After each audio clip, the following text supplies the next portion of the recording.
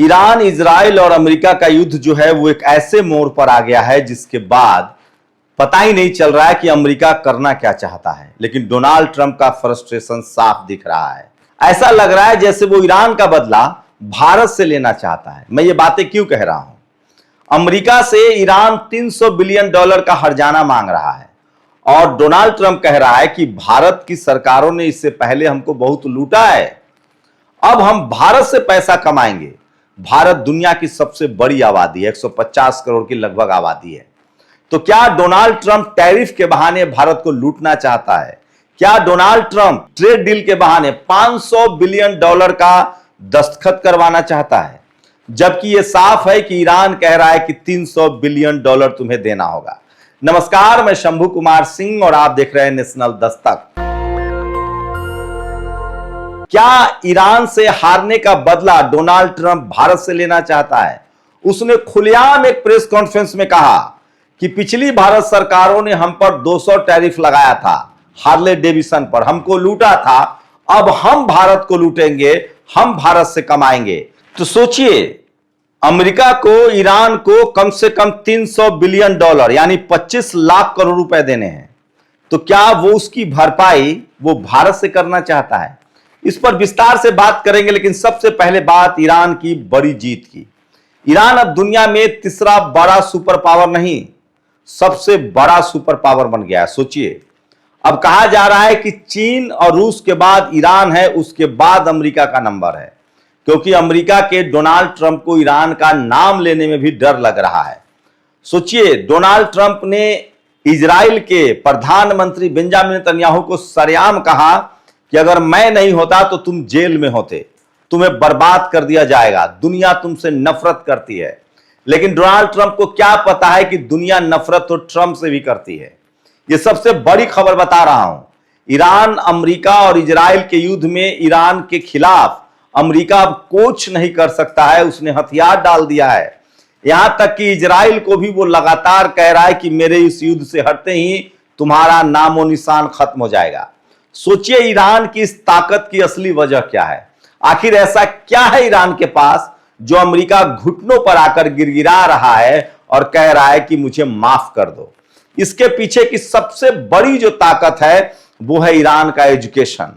महिलाएं वहां 70% वैज्ञानिक है और चुन चुन कर उसने ईरान के सारे जो वैज्ञानिक हैं उसको निशाना बनाने की कोशिश की थी अमेरिका ने। लेकिन उसके बावजूद ईरान के सारे वैज्ञानिक लगभग सुरक्षित है। अब तो यह भी खुलासा हुआ है, खासकर अरागची ने कहा कि मैं उस मीटिंग में बैठा हुआ था जब खामनेई की शहादत हुई थी। 50 जेट से इजराइल के 50 जेट ने एक साथ बमबारी की थी और उसी के बाद से ईरान ने तय किया कि अब वो अमेरिका के किसी भी जेट को या इजराइल के जेट को सुरक्षित नहीं छोड़ेगा। तो सोचिए, 50 जेट से 50 फाइटर जेट से बमबारी हुई थी खामनेई को मारने के लिए और उसके बदले में ईरान ने अमेरिका के 50 बड़े जेट गिरा दिए। चाहे स्प्लिट 2 बॉम्बर हो, चाहे F-16 हो, F-18 हो, F-15 हो, ये वो F-35 हो, चाहे वो हवा में जहाज जो फाइटर जेट में जो फ्यूल भरते हैं अवॉक्स जैसे सुपर जहाज हो, गिन गिन कर 50 जहाजों ने खामनेई पर हमला किया था। तो 50 जेट जो है अमेरिका के ईरान ने गिरा दिए हैं। यह सबसे बड़ी सच्चाई है। और अमेरिका में अगर होर्मुज नहीं खुला तो तेल के लिए इतना बड़ा हाहाकार मचेगा जिसकी आप कल्पना नहीं कर सकते हैं। ऐसा लगता है जैसे डोनाल्ड ट्रंप पागल हो गया है। ऐसा लगता है जैसे डोनाल्ड ट्रंप को साफ दिख रहा है कि उसकी बर्बादी तय है। संसद में वोटिंग हुई है, डोनाल्ड ट्रंप से उसके सारे अधिकार छीने गए हैं। अब सीधे ईरान के खिलाफ युद्ध का फैसला डोनाल्ड ट्रंप नहीं ले सकता है। और इस संसद की वोटिंग में 4 डोनाल्ड के सांसदों ने भी डोनाल्ड ट्रंप के खिलाफ वोट किया है। इसका मतलब है कि अमेरिका खुद ये युद्ध नहीं चाहता है।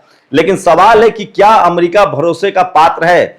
अभी अमेरिका की एक राजनयिक पाकिस्तान गई है और उसने पता है क्या कहा? उसने कहा कि अमेरिका के लिए बहुत जरूरी है कि पाकिस्तान मजबूत हो और पाकिस्तान के लिए बहुत जरूरी है कि अमेरिका मजबूत हो। मतलब सोचिए, अमेरिका किस तरह से पाकिस्तान को खड़ा कर रहा है। उसे लगता है कि पाकिस्तान को खड़ा करके ईरान से बदला लिया जा सकता है, क्योंकि खाड़ी देशों ने बाकायदा हाथ खड़े कर दिए हैं जितने इस्लामिक कंट्री हैं उन्होंने हाथ खड़े कर दिए कि हम किसी भी कीमत पर ईरान पर हमला नहीं करेंगे। मैं पहले से बता रहा हूं कि भारत के लिहाज से भारत का सबसे विश्वसनीय दोस्त रूस रहा है। स्ट्रेटेजिक पार्टनर की बात करें तो ईरान ने हमेशा से पाकिस्तान के बदले भारत को तरजीह दी है और उसने अपना चाबहार बंदरगाह भी दिया था।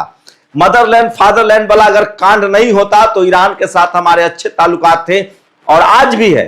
ईरान के विदेश मंत्री ने अरागची ने भारत आकर कहा था कि मैं सस्ता तेल और गैस देना चाहता हूं, भारत जब चाहे तब ये जो रिलेशन है वो शुरू हो सकता है। अब तो अमेरिका ने साफ कर दिया है, वो कह रहा है कि हम भारत को लूटना चाहते हैं, भारत से हम भरपाई करना चाहते हैं। भारत की पिछली सरकारों ने हमसे 200% टैरिफ लिया है, हम उसका बदला लेना चाहते हैं। सोचिए, अमेरिका को $500 बिलियन का ट्रेड कारोबार अमेरिका हमारे साथ करना चाहता है भारत के साथ, वही $300 बिलियन का हर्जाना उसे ईरान को देना है। मतलब ईरान कितना बड़ा मजबूत और मुल्क देश है। सोचिए, पजेस्कियन हो, अरागची हो, इन दोनों की विदेश नीति से साफ है कि ईरान झुकने के लिए तैयार नहीं है और वो तेल की एक एक बूंद के लिए अमेरिका को तरसा देगा। अमेरिका ने अब बाकायदा सरेंडर कर दिया है। पिछले पूरे सीज फायर के दौरान 2-3 बार ऐसा मौका आया जब अमेरिका ने कोशिश की कि होर्मुज को कंट्रोल किया जा सकता है कि नहीं।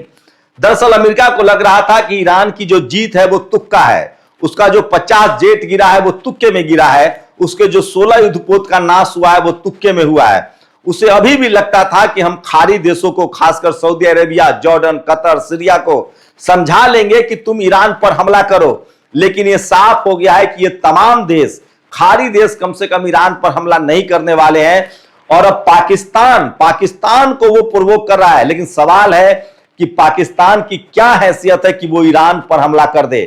भारत के साथ ईरान के बायलैटरल रिलेशनशिप हमेशा से मजबूत रहे हैं और जो लगातार भक्ति कर रहे थे डोनाल्ड ट्रंप की, उनको सोचना चाहिए कि वो लगातार भारत को नीचे दिखा रहा है।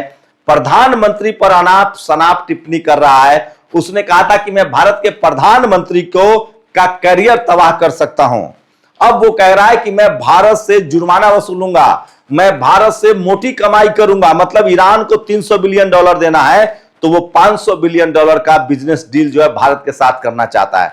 सोचिए कि भारत का सबसे रिलायबल और ट्रस्टवर्दी पार्टनर जो है वो रूस है और उसके बाद ईरान है। और ये सबसे बड़ी खबर बता रहा हूं, ईरान की ताकत, और ईरान की इस ताकत को पूरी दुनिया करीब से देख रहा है। अब अमेरिका चाहकर भी ईरान पर हमला नहीं कर सकता है। वहीं इजराइल का पूरा बंदोबस्त भी ईरान ने कर दिया है।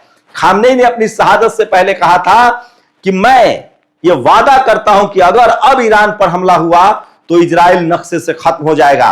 दुनिया जान रही है कि हुती, हमास और हिजबुल्लाह के जो हमले हैं वो अब इजराइल नहीं झेल सकता है, क्योंकि उनके पास नई तकनीक, नए ड्रोन्स, नए मिसाइल्स पहुंच गए हैं। रूस ने अभी ईरानी मॉडल से हमला किया यूक्रेन पर। सोचिए, यूक्रेन युद्ध में रूस फंसा हुआ था, रूस ने भी अब ईरान का मॉडल अपनाया और लगातार, पहले रूस जो है वो यूक्रेन पर बम गिराता था, फाइटर जेट से हमला करता था, अब वो अपने ही घर में बैठकर 70 से ज्यादा मिसाइल दागे हैं। तो ईरान ने अपनी ताकत का दुनिया को प्रदर्शित भी किया है, अपनी ताकत का जलवा भी दिखाया है, दम भी दिखाया है। युद्ध का पूरा पैटर्न बदल दिया है। अब युद्ध मिसाइल से और ड्रोन से लड़ा जाएगा और मिसाइल के मामले में ईरान के पास सबसे बड़ी टेक्नोलॉजी है, सबसे बड़ी ताकत है। 2.5 लाख मिसाइलों का भंडार है।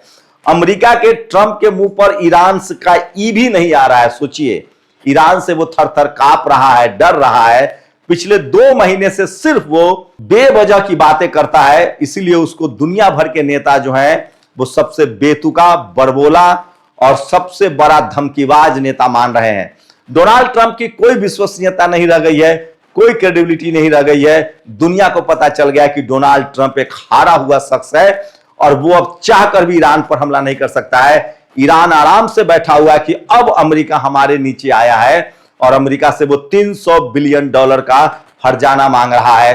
$24 बिलियन की जो संपत्ति फ्रीज है उसे मांग रहा है और डोनाल्ड ट्रंप कह रहा है कि मैं भारत से अब कमाऊंगा, भारत को लूटूंगा। सोचिए, क्या भारत का दोस्त हो सकता है अमेरिका, डोनाल्ड ट्रंप? आपकी क्या राय है, अपनी राय जरूर दीजिए। शुक्रिया। दस्तक की आपसे गुजारिश है कि अगर इसको बचाना चाहते हैं तो नेशनल दस्तक को सब्सक्राइब करने के लिए रेड कलर के सब्सक्राइब बटन को दबाएं, फिर बेल आइकन की घंटी दबाएं, नेशनल दस्तक को बचाने के लिए बहुत जरूरी है कि हर खबर को शेयर करें, लाइक करें, कमेंट जरूर करें।